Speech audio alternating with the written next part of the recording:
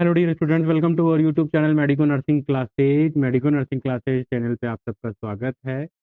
Medico nursing classes channel पे आप कुछ दिनों से देख रहे हो कि कंटिन्यूसली मेडिकल सर्जिकल नर्सिंग से रिलेटेड क्रैश कोर्स है वो अपलोड किया जा रहा है। रोज़ आप लोगों के लिए नई नई क्लासें हैं वो दी जा रही हैं। साथ ही साथ में जो नई रिक्रूटमेंट्स आ रही हैं, नए बीएससी नर्सिंग जो मिलिट्री नर्सिंग सर्विसेज में आया है, उसके बारे में आपको डिटेल्ड एडवर्टाइजमेंट है वो पूरा आप लोगों के साथ वीडियो बना करके डिस्कस कर दिया जा चुका है। तो किसी भी स्टूडेंट को कहीं पर भी कोई दिक्कत है medico nursing classes YouTube channel से रिलेटेड, टॉपिक से रिलेटेड जो इन्होंने मेडिको नर्सिंग क्लासेज यूट्यूब पर अपने अपलोड कर रखे हैं, तो प्लीज़ आप कमेंट सेक्शन में बताइए, मैं हम डेफिनेटली उसका आंसर करेंगे।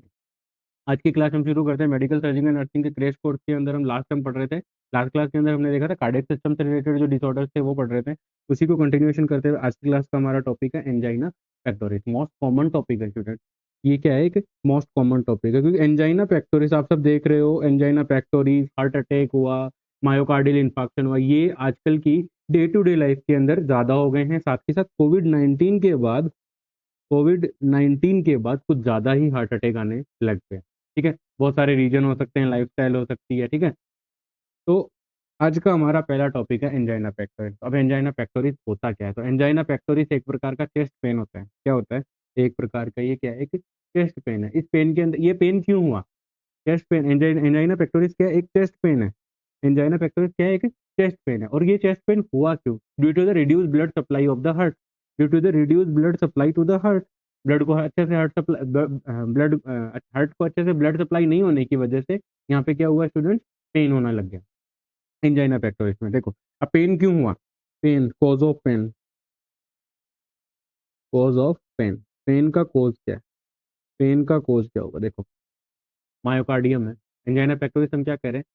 एंजाइना पेक्टोरिस का मतलब है चेस्ट पेन या फिर मायोकार्डियल जो मसल्स होती हैं उनके अंदर, मायोकार्डियल मसल्स के अंदर एनोक्सिक रेस्पिरेशन होता है, उसकी वजह से थोड़ा बहुत वहाँ पे आपको पेन देखने को मिलता है। सीवियर पेन होता है, टाइटनेस होती है, हेवीनेस होती है चेस्ट के अंदर, वो सब हम इसमें डिस्कस करेंगे। तो इसमें मायोकार्डियल सॉरी एंजाइना पेक्टोरिस के अंदर cause of pain, cause of pain क्या होगा? देखो, due to any etiological factor, due to any etiological factor, due to any etiological factor, किसी भी etiological फैक्टर की वजह से, कोई भी etiological फैक्टर होगा, उसकी वजह से क्या हुआ? मायोकार्डियल जो मायोकार्डियल मसल्स थी उनकी ब्लड सप्लाई है वो क्या हो गई? रिड्यूस हो गई। Decrease blood supply of, decrease blood supply of, decrease blood supply of myocardial muscles, myocardial muscles थी जो जिनको भाई हार्ट के अंदर कॉन्ट्रैक्शन और रिलैक्सेशन के लिए कौन सी मसल्स थी या कौन सी लेयर रेस्पॉन्सिबल थी? मायोकार्डियम लेयर है। मायोकार्डियम लेयर क्यों? क्योंकि मायोकार्डियम लेयर के अंदर मसल्स होती हैं, एक स्पेशल टाइप की मसल्स होती हैं जो इंटरकलेक्टेड डिस्क के थ्रू आपस में कनेक्टेड रहती हैं, और इनके अंदर क्या होता है? कॉन्ट्रैक्शन और रिलैक्सेशन की क्या पाई जाती है? कैपेसिटी पाई जाती है। तो अब यहाँ पे ब्लड सप्लाई कम हो गई, ब्लड सप्लाई कम हो गई तो जो मायोकार्डियल मसल्स के जो टिश्यूज थे, ठीक है, मायोकार्डियल मसल्स के जो टिश्यूज थे उनके अंदर क्या होगा? Anoxic respiration. अब ये क्या कॉज करेगी? ब्लड सप्लाई कम हो गई तो cause anoxic respiration, anoxic respiration in myocardial, in myocardial muscles tissue,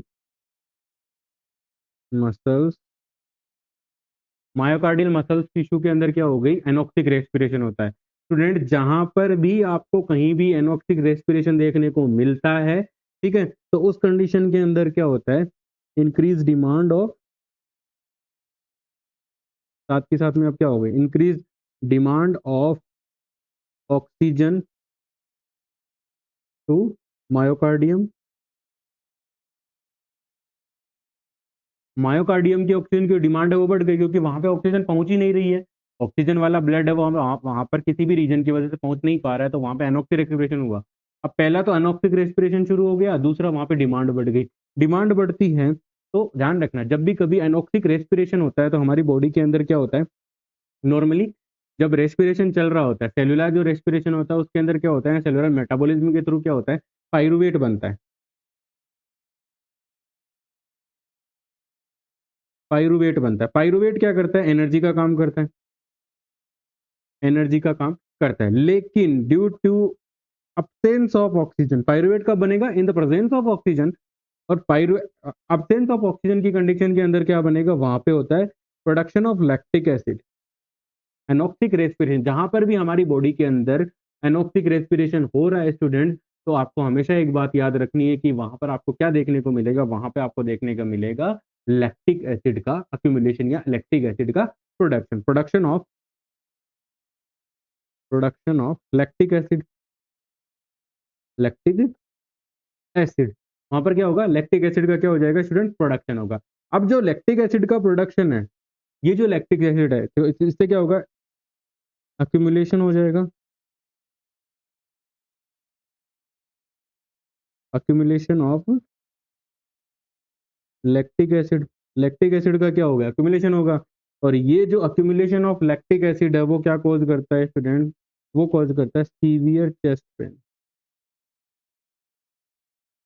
severe chest pain, severe chest pain वहां पे आपको देखने को मिलता है। तो ये तो थी मायो एंजाइना पेक्टोरिस की पैथोफिजियोलॉजी, किस प्रकार से एंजाइना पेक्टोरिस है वो दर्द या पेन किसी इंडिविजुअल के अंदर वो कोज हो रहा है। तो पेन कोज होने का रीजन क्या हुआ? पेन कोज होने का रीजन एक ही रीजन था कि मायोकार्डियम तक ऑक्सीजनेटेड ब्लड सप्लाई है वो डिक्रीज हो गई किसी भी ईटियोलॉजिकल फैक्टर की वजह से। अब जैसे ही वो ईटियोलॉजिकल फैक्टर है, उसने क्या किया? ब्लड सप्लाई कम करी, ब्लड सप्लाई कम करी तो क्या होगा? मायोकार्डियल टिश्यू की ऑक्सीजन की डिमांड है वो बढ़ी, ऑक्सीजन की डिमांड बढ़ गई, साथ ही साथ में वहां पे टिश्यू जो मायोकार्डियम टिश्यूज थे उन्होंने क्या किया?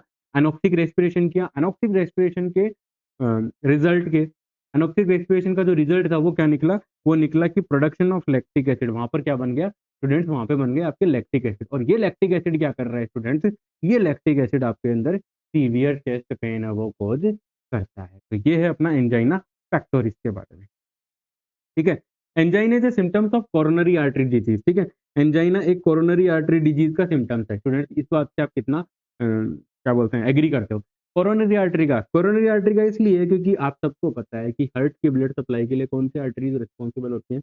Coronary artery, coronary artery, blood supply to, blood supply to heart, heart को ब्लड सप्लाई करती है।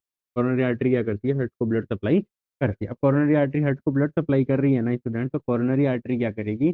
जब ये हार्ट को ब्लड सप्लाई करती है, तो जैसे ही वहां पर ब्लड नहीं आ रहा है, तो कोरोनरी आर्टरी डिजीज है। कोरोनरी आर्टरी डिजीज के अंदर क्या होता है? नॉर्मली एथेरोस्क्लेरोसिस होता है, प्लेग बन जाता है, एम्बोलिज्म हो जाता है, क्लोट बन जाता है, जिसकी वजह से आर्टरी, कोरोनरी आर्टरी का जो ल्यूमन है वो क्या हो जाता है? कम हो जाता है। ल्यूमन कम होने की वजह से वहां पे ब्लड सप्लाई नहीं होती। तो एंजाइना पेक्टोरिस है वो मोस्ट कॉमन आपको देखने को मिलता है इन कोरोनरी आर्टरी डिजीज। तो समझ गए होंगे कि ये कोरोनरी आर्टरी डिजीज से रिलेटेड कैसे हैं।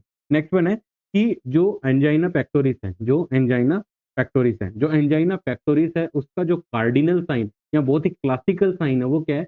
Pain is radiated retrosternal, radiated और रेट्रोस्टेनल पेन होता है, वो होता है क्लासिकल साइन है pain in radiated and retrosternal. Pain है वो क्या होता है स्टूडेंट?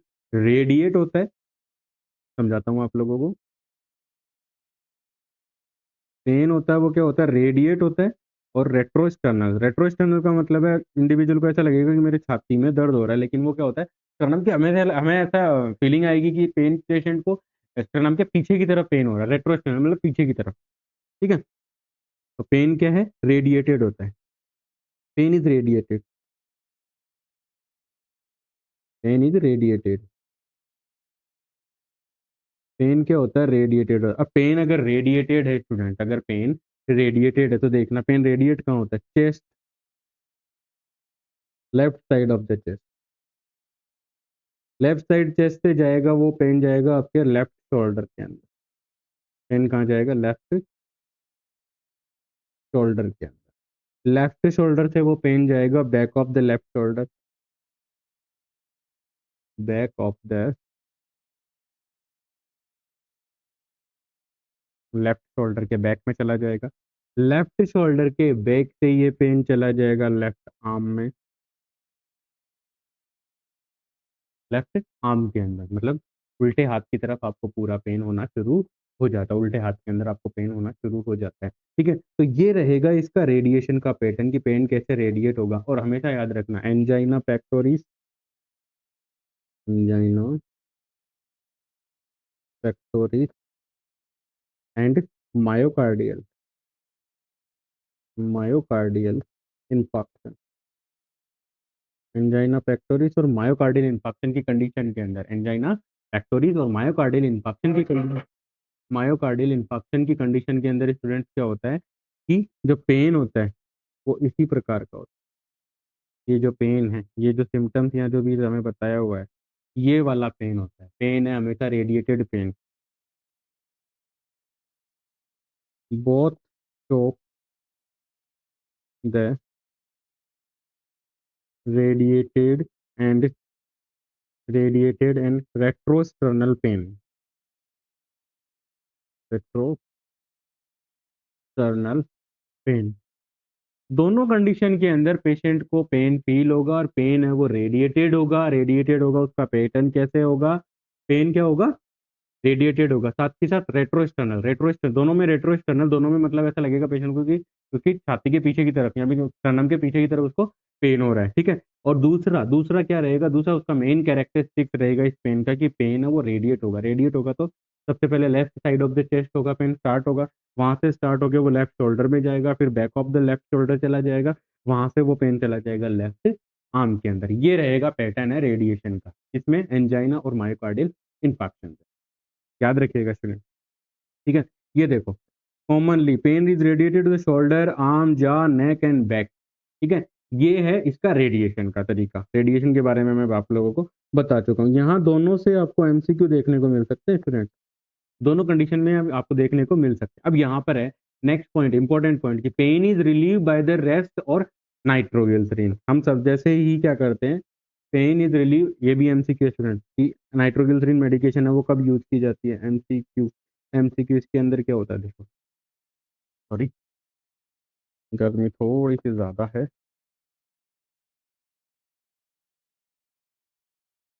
देखिएगा इसमें क्या है, pain is relieve by the rest और नाइट्रोग्लिसरीन। रेस्ट और नाइट्रोग्लिसरीन के अंदर क्या होगा? सबसे पहले हम बात करते हैं pain is rest by relieve. Pain is rest by relieve ये कैसे? Pain is rest by relieve ऐसे हो जाएगा स्टूडेंट कि आप अगर कोई काम कर रहे हो तो आपकी बॉडी की जो ऑक्सीजन की डिमांड है वो क्या होगी? ज्यादा होगी। लेकिन अगर आप रेस्टिंग कंडीशन के अंदर आ जाते हो और अगर आप रेस्ट कर रहे होते हो तो उस कंडीशन के अंदर क्या होता है, आपकी बॉडी की मसल्स वो क्या हो जाती है?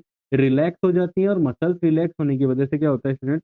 मसल्स वो रिलैक्स हो जाती है, और मसल्स रिलैक्स होने की वजह से क्या होता है? उनकी जो ऑक्सीजन डिमांड है, मसल्स की जो ऑक्सीजन डिमांड है वो क्या हो जाती है? कम हो जाती है। मसल्स की क्या हो जाती है? ऑक्सीजन डिमांड है वो क्या हो जाती है? कम हो जाती है। तो अगर आप रेस्ट करते हो, अगर आप जिस भी पेशेंट को एंजाइना या एमआई आ रहा है उसको अगर हम रेस्ट करवाते हैं, रेस्ट की कंडीशन के अंदर क्या होता है? Due to rest, due to rest, ठीक है। अब रेस्ट है वो क्या कोज करेगा? रेस्ट को क्या करेगा? Relax in muscles, relaxation in body muscles. भाई आप अगर उठ के जा रहे हो, चल रहे हो, घूम रहे हो, फिर रहे हो, कोई काम कर रहे हो, तो आपकी बॉडी की मसल्स है वो एक्टिव है।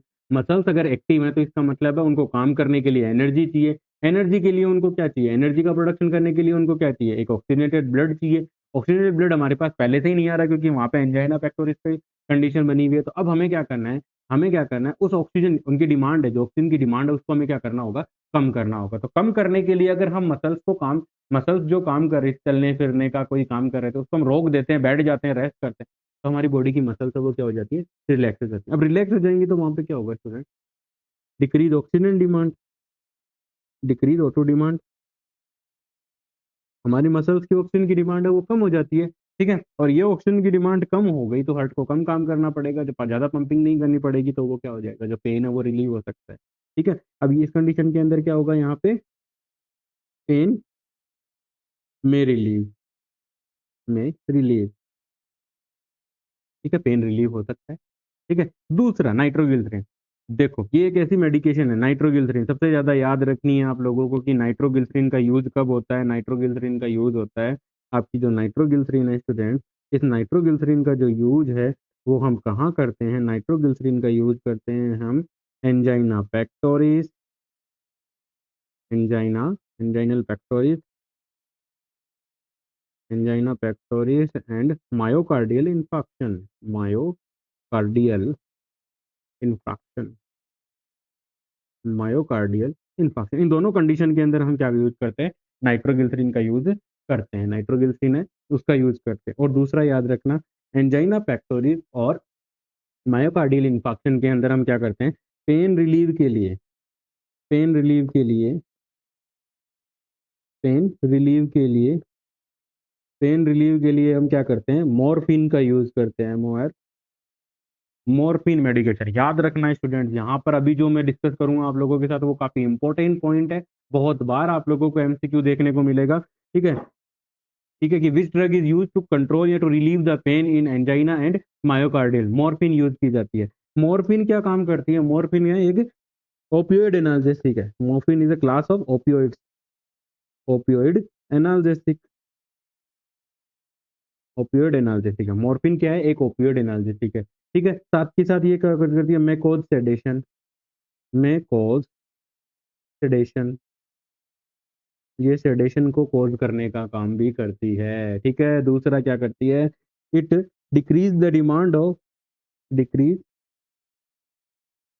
Demand of oxygen of body tissue, body tissues as well as, as well as, as well as किसकी, मायोकार्डियम, मायोकार्डियम, मायोकार्ड मतलब जो ऑक्सीजन, मायोकार्डियम की ऑक्सीजन डिमांड, ऑक्सीजन की जो डिमांड है उसको भी कम करती है, साथ के साथ अदर बॉडी टिश्यूज है उनकी जो ऑक्सीजन की जो डिमांड है उसको भी ये क्या करती है, कम करने का काम करती है। दूसरा क्या कोज कर रही है, सेडेशन कोज कर रही है, सेडेशन कोज कर रही है। तो स्टूडेंट हमेशा याद रखना, वेन एवर जब भी आपके किसी पेशेंट को मॉर्फिन दी जा रही है तो आपको monitor the respiratory status, closely monitor the respiratory status, closely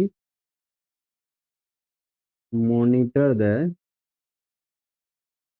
respiratory status।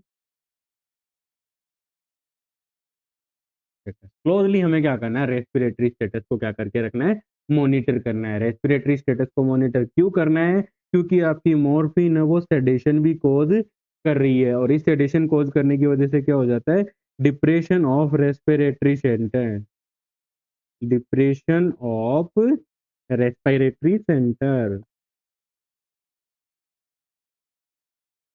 ये क्या कोज कर देती है, रेस्पिरेटरी सेंटर का डिप्रेशन कोज कर देती है। उसकी वजह से वहां पर क्या हो जाता है, क्या हो जाता है, जो ब्रीथिंग है वो स्टॉप हो जाती है। और ब्रीथिंग अगर स्टॉप हो जाएगी तो बॉडी की ऑक्सीजन डिमांड है वो वैसे बढ़ जाएगी। क्यों, क्योंकि आप सांस ही नहीं लोगे तो ऑक्सीजन कहाँ से जाएगी, और सांस नहीं लोगे ऑक्सीजन नहीं जाएगी, तो जो बॉडी टिश्यूज काम कर रहे हैं उनको तो डिमांड, उनको तो काम करने के लिए ऑक्सीजन चाहिए। ठीक है, आपने बॉडी को रेस्ट दे दिया, लेकिन फिर भी कुछ टिश्यूज तो काम करेंगे ना कंटिन्यूसली, जैसे कि ब्रेन हो गया, आपका हार्ट हो गया, लंग्स हो गया, इनवॉलेंट्री जो फंक्शन है बॉडी के उनको थोड़ी कंट्रोल कर सकते हैं हम रेस्ट के थ्रू, नहीं जी।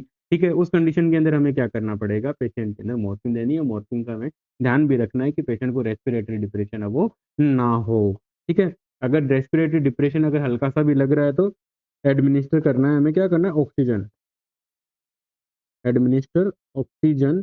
अगर मान लीजिए आपने दिया और रेस्पिरेटरी डिप्रेशन के सिम्टम्स देख रहे थे, सबसे पहले हमें क्या करना है, एडमिनिस्टर ऑक्सीजन एडमिनिस्टर करनी है। And then call to health, call to health care provider, health care provider को बोल देना है कि सर मैंने ऑक्सीजन तो लगा दी है, जिसकी ऑक्सीजन की जो रेस्पिरेटरी सेंटर है ये जो एसपीओ2 मेंटेन नहीं कर पा रहा है, आपको कैसे पता लगेगा रेस्पिरेशन का, तो एसपीओ2 के थ्रू आपको पता लग जाएगा। अगर एसपीओ2 पेशेंट नहीं मेंटेन कर रहा है तो हमें सबसे पहले पेशेंट को ऑक्सीजन लगानी है अच्छे से। ठीक है, face mask, simple face mask से लगाइए, 6 से 8 लीटर की, ये 4 से 6 लीटर की तक की, 6 से 8 लीटर की तक की ये डिलीवर करेगा। फुल फ्लो के साथ आप ऑक्सीजन दीजिए, हाई फ्लो ऑक्सीजन दीजिए, ताकि बॉडी की ऑक्सीजन डिमांड है वो कंप्लीट हो सके, और उसके बाद हमें हेल्थ केयर प्रोवाइडर को इन्फॉर्म कर देना है।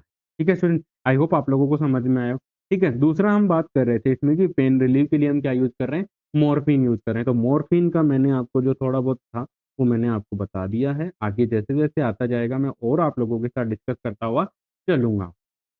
ठीक है, नेक्स्ट हम बात करते हैं कि हम बात कर रहे थे कि एंजाइना पेक्टोरिस के अंदर नाइट्रोग्लिसरीन का, और मायोकार्डियल इंफाक्शन और एंजाइना पेक्टोरिस के अंदर नाइट्रोग्लिसरीन है वो क्या की जाती है, दी जाती है। क्या की जाती है, नाइट्रोग्लिसरीन दी जाती है। अब हम बात करते हैं, देखो यहाँ पर ये क्या काम आती है, नाइट्रोग्लिसरीन काम आती है एंजाइना और मायोकार्डियल इंफाक्शन में डिफरेंस करने, help to difference, help to difference between M I, M I का मतलब मुंबई इंडियंस नहीं है यहाँ, आईपीएल का जोर चल रहा हो आजकल, है ना। एमआई का मतलब है मायोकार्डियल इंफार्क्ट, और दूसरा है angina pectoris. MI and angina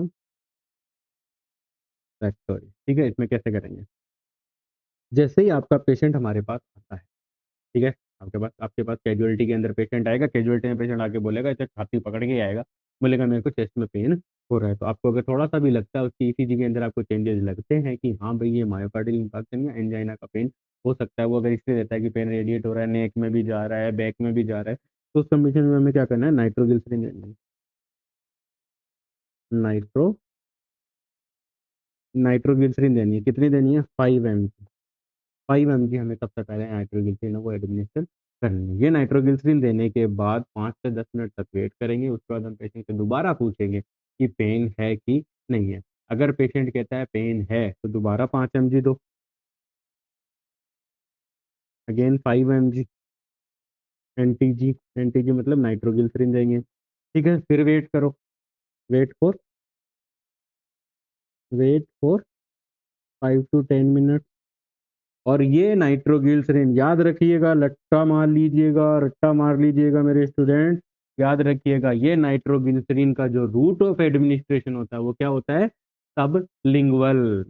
root of administration क्या होगा? सब लिंगुअल।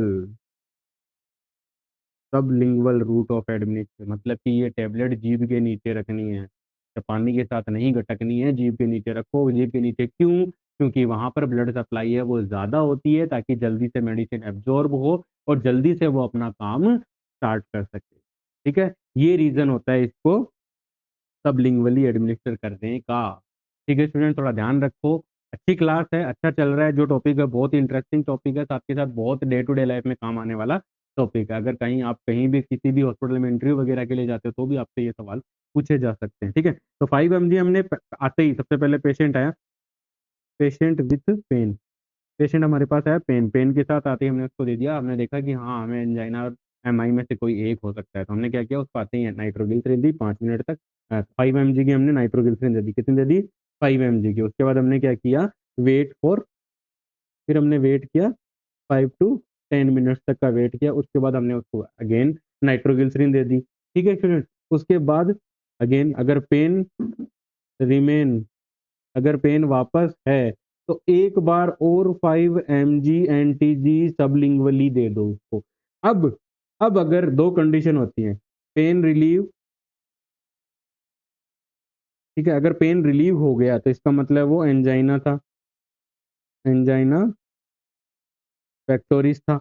और अगर यहाँ पे pain is not relieve, pain is not relieve, pain is not relieve, अगर पेन रिलीव नहीं हुआ है तो अब ये आ गया आपका एमआई, मुंबई इंडियंस नहीं, मायोकार्डियल इन्फाक्शन हो गया।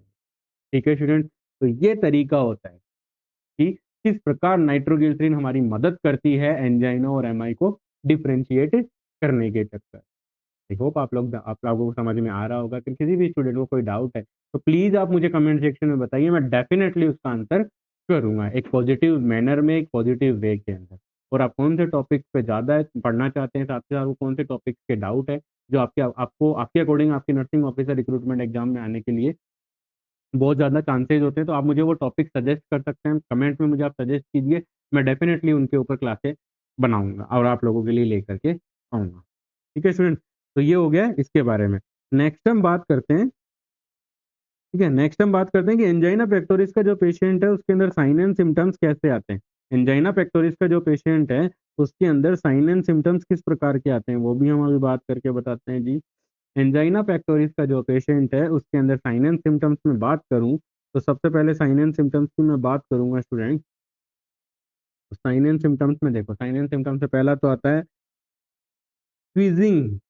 पेशेंट को ऐसा लगेगा मेरी चेस्ट को कोई खींच रहा है, छाती फाड़ने की कोई कोशिश कर रहा है। ठीक है, चेस्ट में उसको प्रेशर फील होगा, जैसे पता नहीं किसी ने बहुत बड़ा पत्थर रख दिया हो, बहुत ही बड़ा बोझा रख रखा हो मेरी छाती के ऊपर। ठीक है, टाइटनेस फील होगी, स्क्वीजिंग मतलब निचोड़ दिया जाए, ऐसा फील होगा उसको कि चेस्ट को कोई निचोड़ देना चाहता है। ठीक है, प्रेशर फील होगा, हेवीनेस भारीपन, उसको ऐसा लगेगा पता नहीं कितना भारी हो रखा है।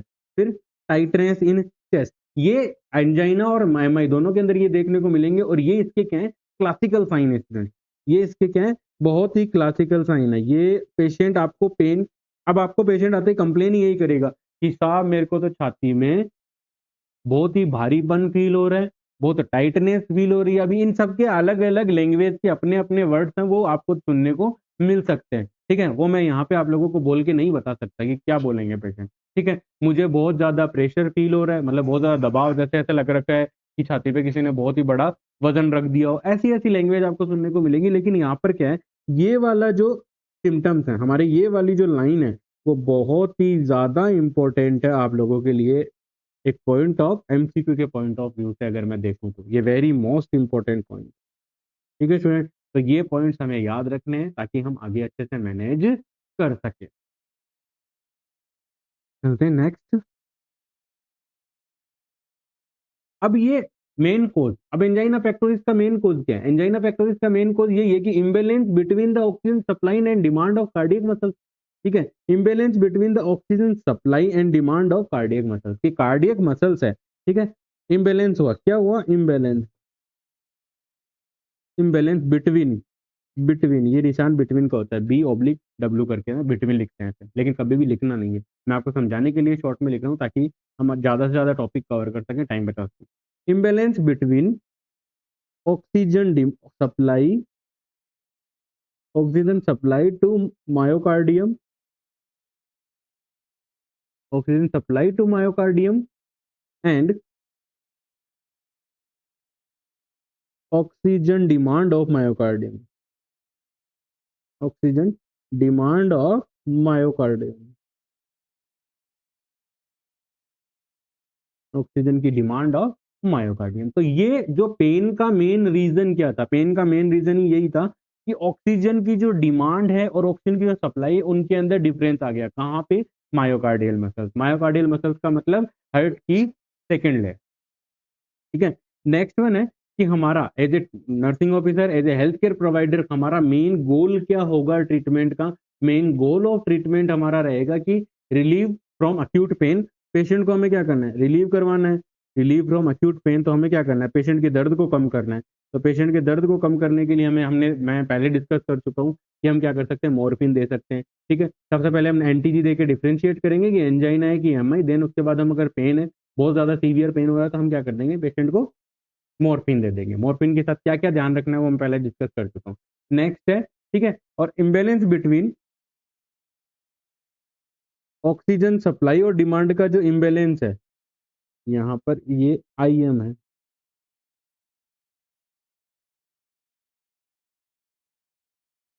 इम्बेलेंस है, ठीक है। इसको करेक्ट कर लीजिएगा, स्पेलिंग मिस्टेक है। Imbalance between oxygen supply and oxygen demand of myocardium, ठीक है। दो दो गोल, पहला पेन को रिलीव करना है, ऑक्सीजन सप्लाई और उसको ठीक करना है, ऑक्सीजन की सप्लाई को ठीक करना है मायोकार्डियम। दूसरा, डिजीज की प्रोग्रेशन को हमें क्या करना है? रोकना है। क्या करना है? डिजीज की प्रोग्रेशन को हमें क्या करना है? रोकना है। डिजीज की प्रोग्रेशन का मतलब हो गया स्टूडेंट कि हमें prevent the necrosis, prevent the tissue damage, ऐसे बोल देते हैं टिश्यू डैमेज। टिश्यू डैमेज से पहले मैं लिख देता हूँ परमानेंट, कि हमें ऑक्सीजन सप्लाई और ऑक्सीजन की डिमांड को जल्दी से करेक्ट करना है और प्रिवेंट करना है कि भैया मायोकार्डियम के अंदर कोई भी परमानेंट टिश्यू का डैमेज ना हो जाए, क्योंकि हार्ट एक हमारा क्या है? वाइटल ऑर्गन है। हार्ट हमारा क्या है? एक वाइटल ऑर्गन है, इसलिए हमें इस चीज का क्या करना है? ध्यान रखना है, ठीक है। आई होप आपको ये समझ में आ रही होगी कि ये जो क्लासें हैं, साथ ही साथ आज की जो क्लास है उसमें जो डिस्कशन चल रहा है वो आपको समझ में आ रहा होगा। अगर किसी भी स्टूडेंट को कोई डाउट है तो आप प्लीज कमेंट सेक्शन में जरूर बताइए, हम डेफिनेटली उसका आंसर करेंगे। नेक्स्ट है pattern of angina pectoris. Angina pectoris के कौन कौन से पैटर्न होंगे, इन सारे पैटर्न के बारे में हम नेक्स्ट क्लास के अंदर डिस्कस करेंगे। आज के लिए इतना ही। आई होप मेरे द्वारा प्रोवाइड की जा रही नर्सिंग ऑफिसर जो क्रैश कोर्स की क्लासें हैं, आपकी नर्सिंग ऑफिसर रिक्रूटमेंट एग्जामिनेशन की प्रिपरेशन में आपकी हेल्प कर रही होंगी। Please like, share and subscribe. Thank you so much. जय हिंद।